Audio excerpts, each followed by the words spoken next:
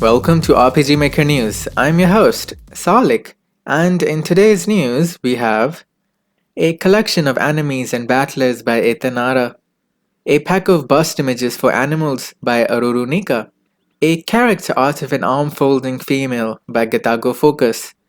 Next we have two new plugins for RPG Maker MZ, a final attack plugin by Noon that allows us to add a skill to a character that activates when that character can't fight anymore, and a plugin by Mushroom Cake, which is an MZ port of his MV plugin that allows us to change the default system sound effects in the middle of our game.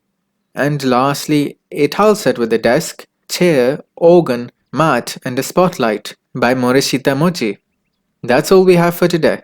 Be sure to take your time and sort these assets properly as you download them, along with the source and credit. It makes our game making process much smoother when we can reach into our collection and instantly arrive at whatever it is we are looking for.